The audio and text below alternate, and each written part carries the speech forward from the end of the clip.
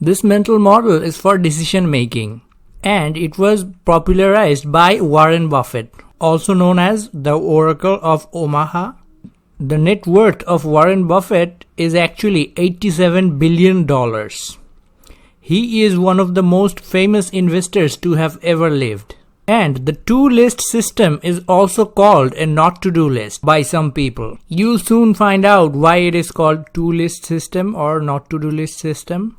But before I go there, my request to you would be to subscribe to this channel. Now, the basic principle of this system is to come up with 25 things that you are planning to accomplish in the near future. After that, you need to check the top 5 among these tasks. That way, you end up with 2 lists. One list has 5 things, the other list has the rest 20 things. The 20 things that are left from your initial list also falls under your initial to-do list, but your actual to-do list is the 5 things that you have separated from everything else. And the other 20 things is actually your avoid at all cost list.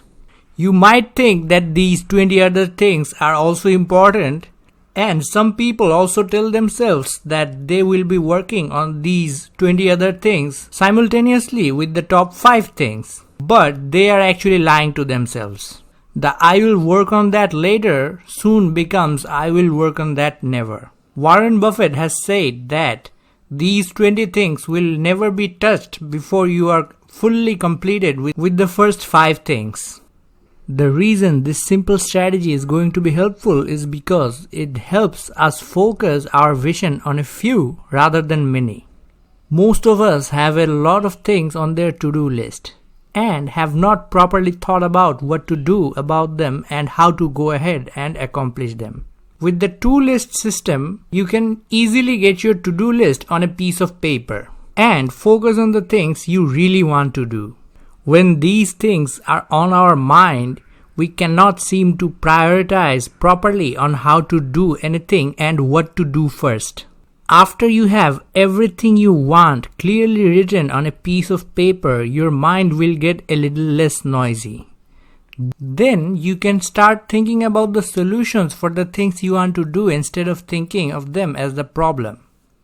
And once you have narrowed down your top priorities, it will be easier for you to focus on them until completion. You can use this mental model on different scopes as well. You can make a list of 25 things you want to do the next week, the next month, the next year, or 5 years, or your lifetime. I know it sounds daunting, but it is better to have a list than have no list at all. Having a clear goal for what you want to accomplish in your life is good for you. It is helpful for the times when you feel like you do not know where you are going. It is also helpful for the times when you feel doubtful about whether you should go in a certain direction or not. It might seem foolish to some people to write down 25 things you want to do in every week, but I think it is better to have a short-term goal as well. Having monthly goal and weekly goals and trying to accomplish them is much easier to do rather than trying to accomplish a lifelong achievement.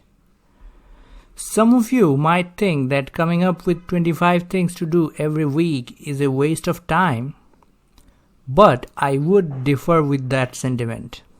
Following this to-list system and coming up with your to-do list can be a great journaling prompt as well.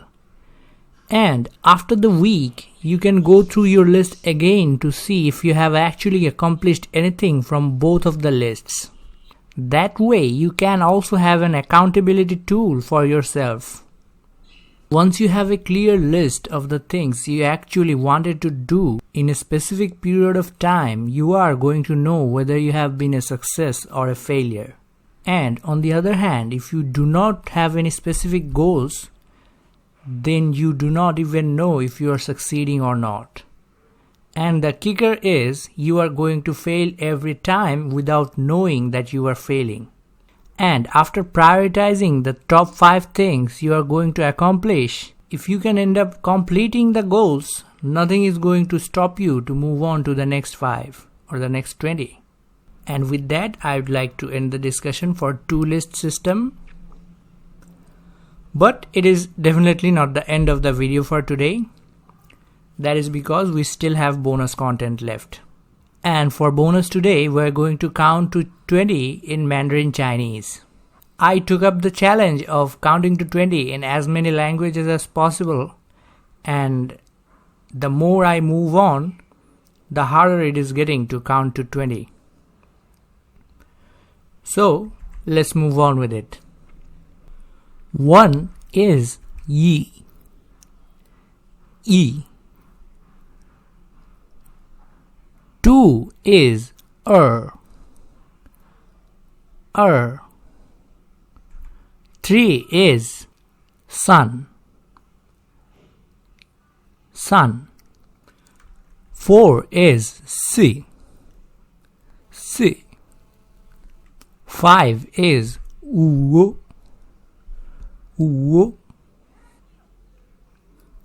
6 is liu. 7 is ji.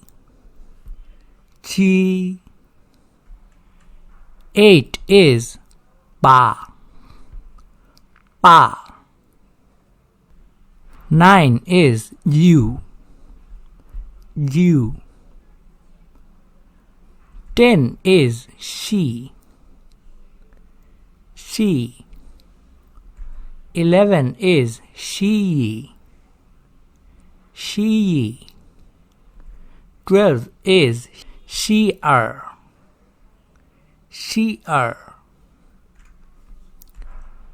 13 is she-sun. 14 is she-see.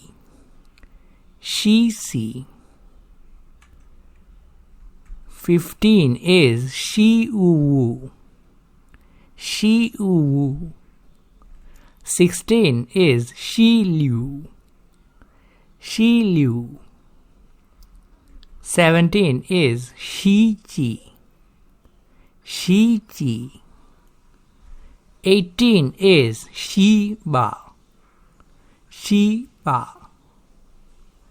19 is she-diu. 20 is she.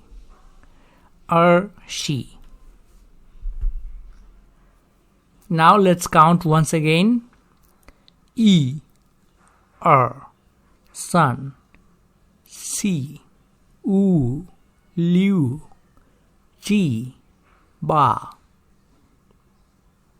diu, she, she-yi, she-er, she-sun, she-si, she-uwu, she-liu, she-ji, she-ba, she-diu, she.